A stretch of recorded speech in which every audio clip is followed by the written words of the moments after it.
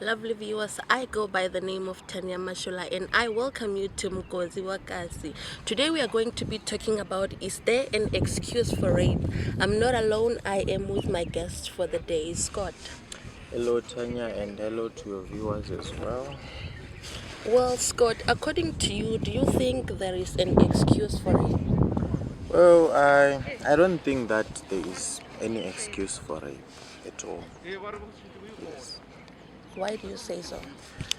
Well, rape is just an unethical behavior which is not which is not accepted. You cannot force someone to have sex with you while they do not want. It is not a thing which can be entertained. So there is no excuse for rape. If someone says no, then it's a no. You don't have to rape anyone. What do you think actually influences a person to end up thinking of raping another person? Well, there are a lot of factors that can lead to influencing someone to rape someone. So I can mention a few. You might find out that a person does not have self-control. You see, the moment you lose your self-control, whereby you can't hold yourself as a man or as a guy to say, no, I shouldn't do this. The moment you lose that control, everything goes wrong. That's why you find out that once you see a woman passing by, you make nasty comments about their body shape, about the way they are dressed, and all that stuff. It's because you are losing your self-control. And now take for instance, if that situation, we isolate that woman and that man into a place whereby there are no other people, obviously that man is going to rape that woman because he can't control himself, you see. So also you find out that especially these days, ladies do love to dress up, dress to kill. So you might find out that you dress up in a way which is very seductive. A guy passes by, he can't take off his eyes on you. So now you find out that you are in a place whereby there are no people that are surrounding that area and you are passing by on your own. There is a group of guys coming. Obviously they are going to end up wanting to rape you. So those are some of the reasons that can influence someone to rape a woman. Yes. Okay. What kind of ladies do you think are at a higher risk of being raped in terms of background? Well, usually I think that anyone is at a higher risk. Any lady is at a higher risk of rape.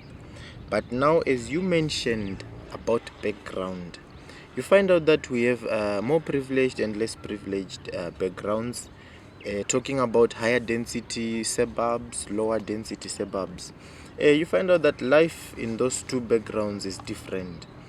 In higher density places or backgrounds, you find out that we have a lot of gangster activities, high crime rates, high poverty rates, unemployment, and all that.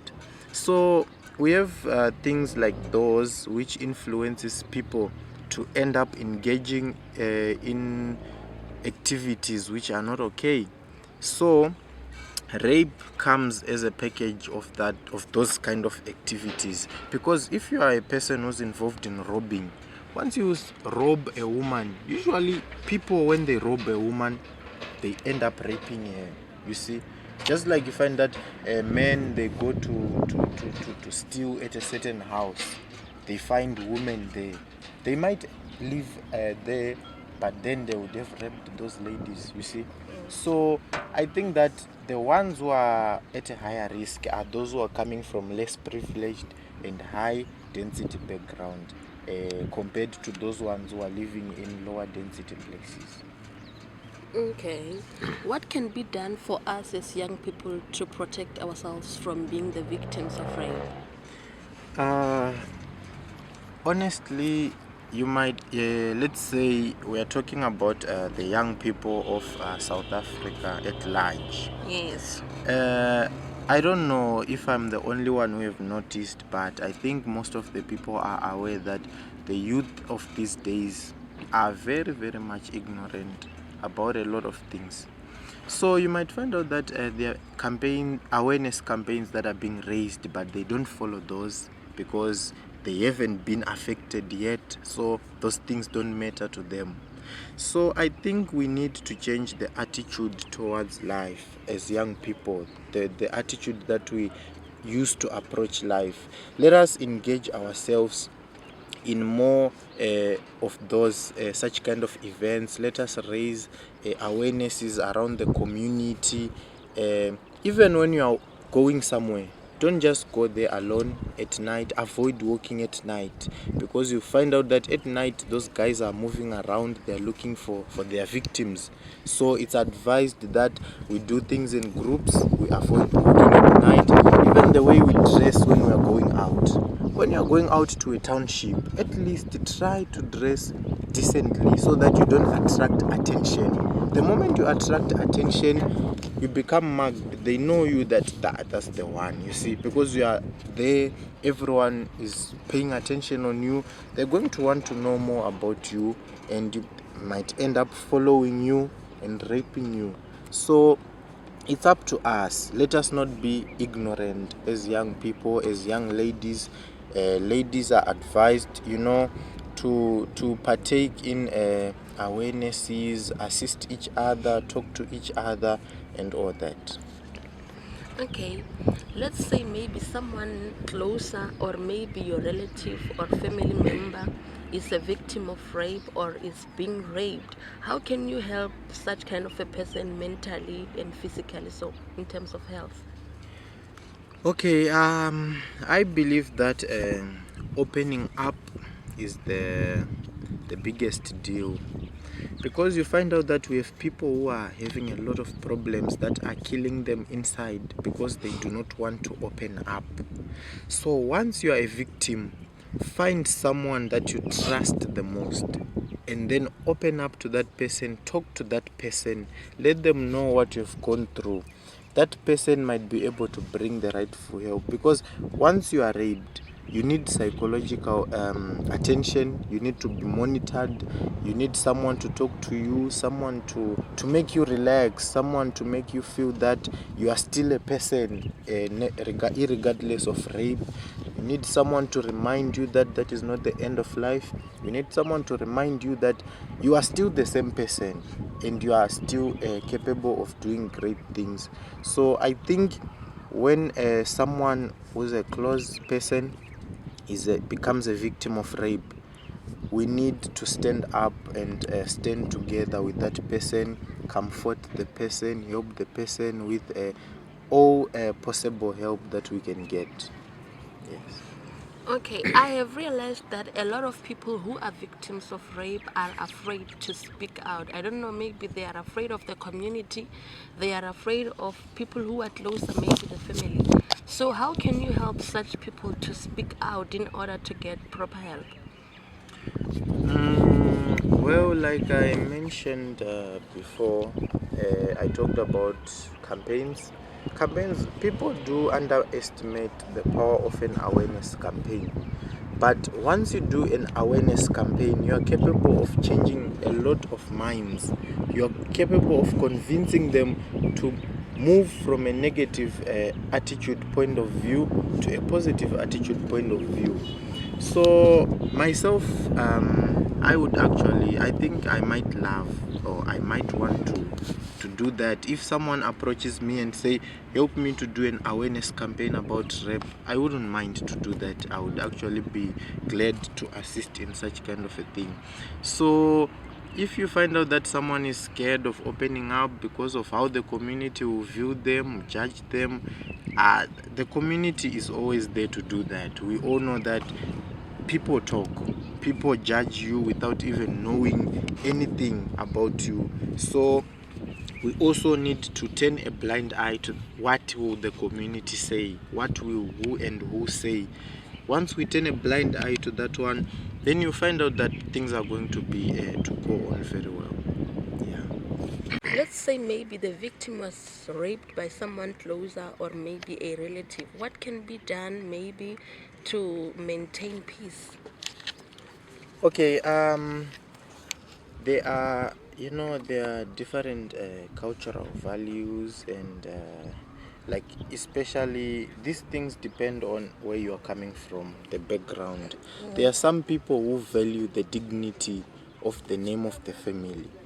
The moment an uncle rape someone in the family, even if the whole family gets to know, they might tell you that you're not supposed to report that issue because it's going to bring down the name of the family, you see. So now it depends actually with where you are coming from. But in families where those things don't exist, myself, I really advise someone who has been raped to report, because one, if that person can rape someone today, what is going to stop him from raping another person the following day?